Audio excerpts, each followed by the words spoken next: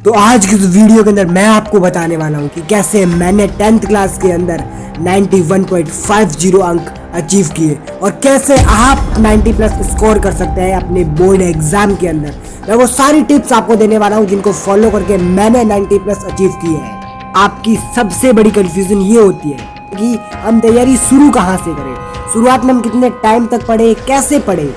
ये आपकी सबसे बड़ी कन्फ्यूजन है। मैं सबसे पहले इस कन्फ्यूजन को भी दूर करूंगा, फिर मैं आपको बताऊंगा कि मैंने लास्ट टाइम मेरी स्ट्रेटेजी क्या रही थी, फिर मैंने एग्जाम के 2 दिन पहले क्या पढ़ा, एग्जाम के टाइम में मैंने कैसे प्रिपरेशन की और एग्जाम के टाइम बिना पैनिक हुए मैंने कैसे परफॉर्म किया। और मैं आपको ये भी बताने वाला हूँ कि आपको बोर्ड के लिए किस तरह पढ़ना है। मैं पूरा रोड मैप देने वाला हूँ। जो रोड मैप मैंने फॉलो किया मैं वही रोड मैप आपको भी बताने वाला हूँ। सबसे पहले मैं आपको ये बताता हूँ कि मैंने पढ़ाई की शुरुआत कैसे की। इसके लिए सबसे पहले मैंने जितने भी चैप्टर थे उनकी हेडिंग एक बार देखी कि इस चैप्टर के अंदर क्या है, इस चैप्टर के अंदर क्या है, इस चैप्टर के अंदर क्या है। इससे आपको हल्का हल्का आइडिया लग जाता है कि मतलब इस बुक के अंदर मुझे पढ़ना है क्या है, बोर्ड एग्जाम के लिए मेरा सिलेबस कितना है और मुझे कितने टाइम में इसे पूरा करना है। और एक चीज़ मैं जो आपको बताना चाहता हूँ वो ये है कि आपको एग्ज़ाम की लास्ट डेट लेके नहीं चलना है। आपको ये लेके चलना है कि दिसंबर में मुझको एग्जाम देना है, दिसंबर तक अपना पूरा सिलेबस कवर कर लेना है। काफ़ी सारे लोग क्या करते हैं कि शुरुआत में कहते हैं हम 10 मिनट पढ़ेंगे और फिर पढ़ाई को धीरे धीरे बढ़ाएंगे। तो मैं कहता हूँ ऐसा मत करो। पढ़ाई को शुरुआत से नहीं बढ़ाया जा सकता, ये बहुत ही मुश्किल होता है और आपकी इसमें बहुत ही ज़्यादा एनर्जी भी खर्च होगी। आपको शुरुआत में ही थोड़ा सा ज़्यादा पढ़ने की कोशिश करनी है और आपको आसान टॉपिक पढ़ने की कोशिश करनी है। शुरुआत में बहुत ही लो लेवल का पढ़ो, हो सके तो सभी चैप्टर का बेसिक इंट्रोडक्शन ही पढ़ लो, लेकिन शुरुआत में कम मत पढ़ो। ये एक बहुत ही बड़ी मिथ है कि हमें बोला जाता है कि 10 मिनट पढ़ो और फिर उसे धीरे धीरे इंक्रीज करो। आप कभी यदि पढ़ने जाते होंगे ना, जैसे आपका कोई फिक्स टाइम होगा पढ़ने का, अगर फिक्स टाइम नहीं भी होगा तो भी आप इधर उधर पढ़ते हैं तो आपका हल्का फुल्का टाइम बन ही जाता है फिक्स टाइम। अगर आप उस समय पढ़ने जाएंगे तो आपका पढ़ने का मन भी करेगा और आप पढ़ भी पाओगे। वही अगर आप मान लीजिए किसी दूसरे टाइम पीरियड में जाते हैं, मान लीजिए आप 4 बजे पढ़ते हैं और आप 2 बजे पढ़ने चले गए, तो फिर आपसे पढ़ाई होगी नहीं, आप फिर उधर उधर भटक जाओगे और क्या होगा कि आप शॉर्ट्स के अंदर चले जाते हो। क्या आपके साथ ऐसा होता है? कई बार आपके साथ ऐसा होता होगा कि आप पढ़ने के लिए जाते हैं और आप पढ़ नहीं पाते और वैसे जैसे आप सही टाइम पे जाते हैं, आप 4 बजे जाएंगे तो आपकी पढ़ाई स्टार्ट हो जाएगी। शुरुआत में जब हम रूटीन को स्टार्ट कर रहे होते हैं तब भी हमारी रूटीन बहुत ही मुश्किल से स्टार्ट होती है। इसलिए मैं कहता हूँ शुरुआत में आसान टॉपिक पढ़ो, जिससे आपका पढ़ने में भी मन लगेगा, पढ़ भी पाओगे, आपको याद भी रहेगी चीज़ें और आपके लिए आसान भी रहेगा। और इसीलिए मैं बोल रहा था शुरुआत के अंदर कि आपको पढ़ाई को 10 मिनट से स्टार्ट नहीं करके लंबे समय से स्टार्ट करना है। क्यों?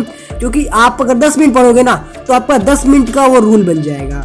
फिर आप 10 मिनट से ज़्यादा खींचने की कोशिश करोगे तो आपका दिमाग डाइवर्ट होगा, फिर आपको ऐसा लगेगा चलो अब छोड़ू। ऐसे आप 4 बजे के बदले 2 बजे पढ़ने गए तो आप नहीं पढ़ पाए। इसी तरीके से जब आप 10 मिनट पढ़ेंगे ना और फिर उसे बढ़ाएंगे तो आपके अंदर हार्मोन रिलीज होने लगेंगे कि छोड़ो 10 मिनट हो गए और आप फिर पढ़ाई को छोड़ दोगे।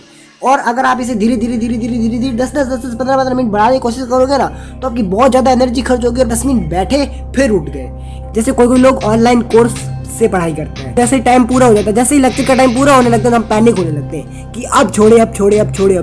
ऐसा ही अब आप खुद से पढ़ाई करोगे तो आपके साथ ऐसा ही होगा कि मैं अब पढ़ाई छोड़ू और उसी पैनिक रेस में आप जो पढ़ रहे थे ना वो आपको याद भी नहीं होगा।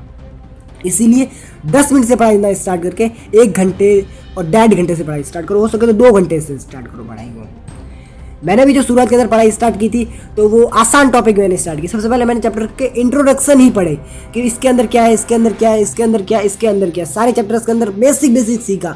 इसके बदले में आपको दूसरा आइडिया देता हूँ। अगर आप कम टाइम पढ़ना चाहते हैं ना तो आप पढ़ाई को स्लॉट में बांट लो। मतलब शुरुआत में मान लीजिए आपने 2 बजे पढ़ाई की तो 2 से 2:30 तक पढ़ाई कर लीजिए, आधा घंटा पढ़ाई कर लीजिए बस। और फिर उसके बाद 4 बजे से पढ़ाई स्टार्ट कीजिए, 4 से 4:30 या फिर 5 बजे तक पढ़ाई कर लीजिए 1 घंटा। फिर 8 बजे स्टार्ट कर दीजिए, 8 से 8:30 पढ़ाई कर लीजिए। और इस तरीके से स्लॉट में बांट के आप अपने हिसाब से स्लॉट में बांट के पढ़ाई कीजिए। अगर आप पढ़ाई को स्लॉट में बांट के करेंगे ना तो आपको पढ़ाई ज़्यादा नहीं लगेगी कि मैं बहुत ज़्यादा समय पढ़ रहा हूँ, बल्कि आपको लगेगा मैं थोड़े टाइम के लिए ही पढ़ रहा हूँ।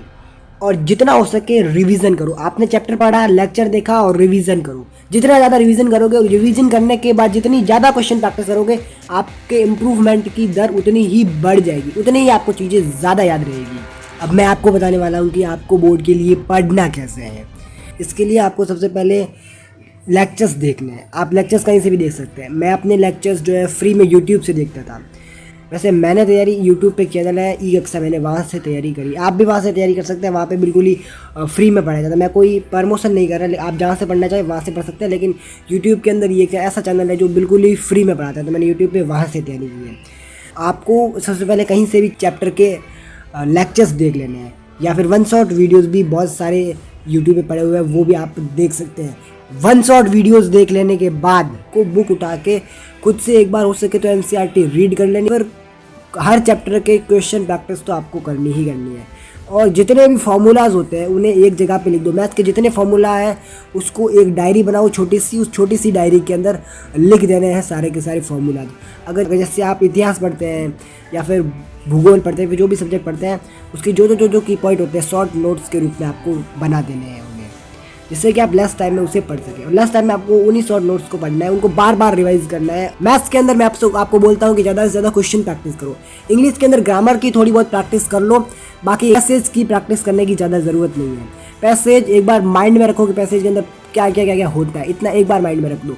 और फिर ग्रामर को ज़्यादा इम्प्रूव करो, और स्पेलिंग यानी वोकैब पर भी पूरा ध्यान दो ताकि अच्छे नंबर आए। मैंने भी क्लास 10 के अंदर वोकैब के अंदर अच्छी इंप्रूवमेंट की थी। और ग्रामर मोस्ट इंपॉर्टेंट है। जितनी आप अच्छी आपकी ग्रामर होगी, आप पैसेज को उतना ही अच्छा समझ पाओगे।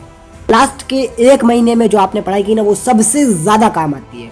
लास्ट के एक महीना जितनी ज़्यादा आप पढ़ाई कर सको उतनी ज़्यादा पढ़ाई करो। आपने शुरुआत में भले ही कम पढ़ाई की हो, लेकिन लास्ट में ज़्यादा से ज़्यादा पढ़ाई करो, क्योंकि लास्ट में आपको ज़्यादा से ज़्यादा चीज़ें याद रहती है। क्योंकि एग्जाम के एक महीने पहले जो आप तैयारी करते हैं ना, वो एकदम फाइनल तैयारी होती है। एग्जाम के एक महीने पहले हमें रिवीजन किस तरह करनी चाहिए।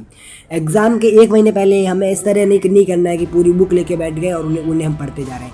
या तो जो आपने नोट्स बनाए हैं उन नोट्स को पढ़ो और उन नोट्स को शॉर्ट नोट्स के रूप में तब्दील कर दो और फिर उनको पढ़ो।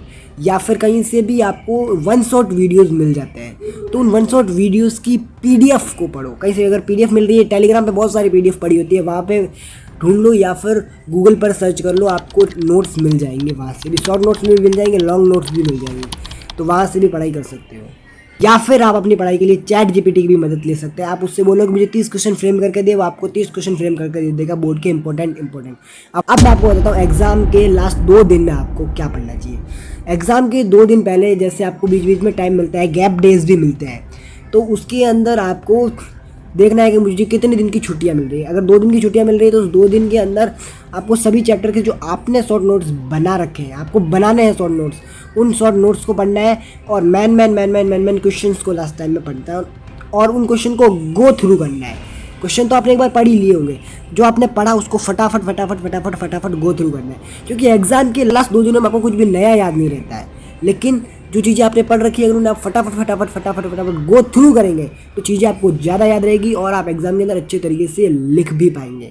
तो एग्ज़ाम के लास्ट 2 दिन के अंदर आपको जितने भी चैप्टर्स हैं उन्हें फटाफट गो थ्रू करना है शॉर्ट नोट्स के जरिए, या फिर वो बहुत ही छोटे वीडियोस होते हैं। जैसे 20 मिनट के अंदर 30 मिनट के अंदर यूट्यूब पे आपको वीडियो मिल जाएगी जिसमें 20 मिनट के अंदर 30 मिनट के अंदर पढ़ाया गया, आप वो वीडियोस भी देख सकते हैं। मैं कहता हूँ और वीडियो देखने से ज़्यादा अच्छा ये रहेगा कि आप खुद से पढ़ें, क्योंकि आप जितना ज़्यादा खुद से पढ़ेंगे उतना ही आपको बेनिफिट होगा। हो सके तो बोर्ड में जाने से पहले बोर्ड के क्वेश्चन बैंक जरूर लगा देना, जिससे आपको थोड़ा सा कॉन्फिडेंस फील होगा। एग्जाम के टाइम ऐसा नहीं हो आप अपनी एक बुक लेके डायरी लेके वहाँ बैठे पढ़ रहे हैं।